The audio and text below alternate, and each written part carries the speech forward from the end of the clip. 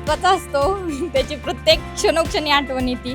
पण आईवडील असले, चुलत भाऊ असले की आतुरता असते रक्षाबंधनची, की आपल्याला त्या निमित्ताने माहेरी जाता येतं. कोणकोणत्या राख्या यंदा बाजारात नवीन आलेल्या आहेत? नवीन कार्टूनच्या वगैरे लहान मुलांच्या राख्यांमध्ये जास्त ट्रेंड्स दिसते ह्या वर्षी. आणि मोत्यांचे पण आहे, स्टोनच्या राख्यांमध्ये जास्त स्कोप आहे. आम्ही लहान होतो तेव्हा आम्ही भावांना राखी बांधली आणि त्याचे गिफ्ट टाकायचे किंवा पैसे टाकायचे, ते दुसऱ्या दिवशी रिटर्न मागायचे परत, की आता आम्ही काल पैसे दिले आज परत आम्हाला रिटर्न द्या, झाला आता रक्षाबंधन.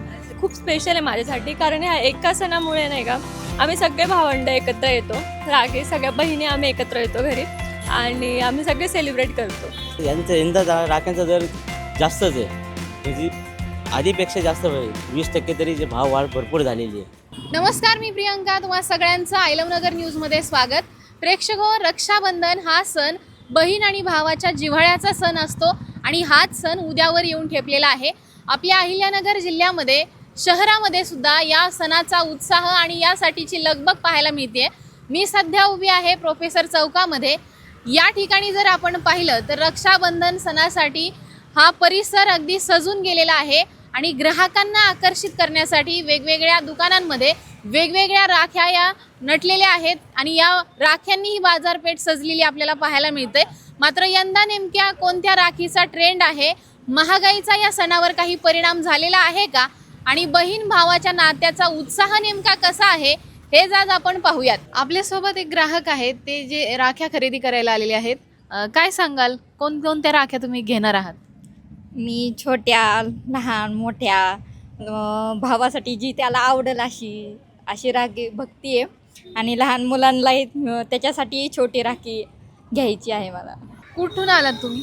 आम्ही इथलेच आहेत, पाईपलाईन रोडचे. कोणकोणत्या राख्या घेतल्यात यंदा? घेतल्या 2-3 छोट्यांना, काही डॉरिमेंटच्या वगैरे, मोठ्यांना ते ओम साईच्या वगैरे घेतल्या वेगवेगळ्या. ट्रेंडिंग राख्या घेता भावांसाठी की त्यांच्या आवडीनुसार? ट्रेंडिंग घेतो, काही ट्रेंडिंग घेतो आणि छोट्यांना त्यांच्या आवडीनुसार घेतो. हो. रक्षाबंधन जर मी विचारलं तुमच्यासाठी काय आहे तर काय सांगा? रक्षाबंधन हे सर्वात पवित्र सण म्हणला तरी चालेल, कारण बहीण भावांमधलं जे अतूट नातं आहे त्याची सुरुवात ह्या राखीपासूनच होते. ते धागा छोटा असो किंवा मोठा असो, त्याचं ते प्रेम ते तेवढंच राहतं. राखीचा भाव न करता त्याचा एक धागा जरी बांधला तरी तो राखीच राहतो. मी 40 गावावरनं आले, इथे मी जॉबला आहे. हो, तर मी रक्षाबंधनला जाणार आहे. जाताना माझ्या भावासाठी राखी घेतली. तो लहान आहे त्यामुळे त्याला कार्टून आवडतं, त्यामुळे मी कार्टूनची राखी घेतली. त्याचं फेवरेट आहे शिनचॅन, त्यामुळे मी त्याच्यासाठी घेतली आहे. छोट्यांसाठी रक्षाबंधन नेमका कसा असतो तुमच्या घरात? आमच्या घरात सजावट आवरायचं त्यांचं छानपैकी, मग हिला सांगायचं कसं त्याला ओवाळायचं, ती ओवाळते, मग त्याला राखी बांधायची, मग यालाही गिफ्ट आणायचं तिला देण्यासाठी, मग तिला गिफ्ट देतो. मग असंच आमचं रक्षाबंधन होऊन जातं. हो आहे ना. आज आम्ही लहान होतो तेव्हा आम्ही भावांना राखी बांधली आणि त्याचे गिफ्ट टाकायचे किंवा पैसे टाकायचे, ते दुसऱ्या दिवशी रिटर्न मागायचे परत, की आता आम्ही काल पैसे दिले आज परत आम्हाला रिटर्न द्या, झाला आता रक्षाबंधन. नवीन कार्टूनच्या वगैरे लहान मुलांच्या राख्यांमध्ये जास्त ट्रेंड्स दिसते ह्या वर्षी. आणि मोत्यांचे पण आहे, स्टोनच्या राख्यांमध्ये जास्त स्कोप आहे. रक्षाबंधन सण म्हणजे नेमकं काय जर मी विचारलं तर? माझ्यासाठी तसं पाहिलं तर भाऊ आलं महत्त्वाचा असतो त्याची प्रत्येक क्षणोक्षणी आठवण येते.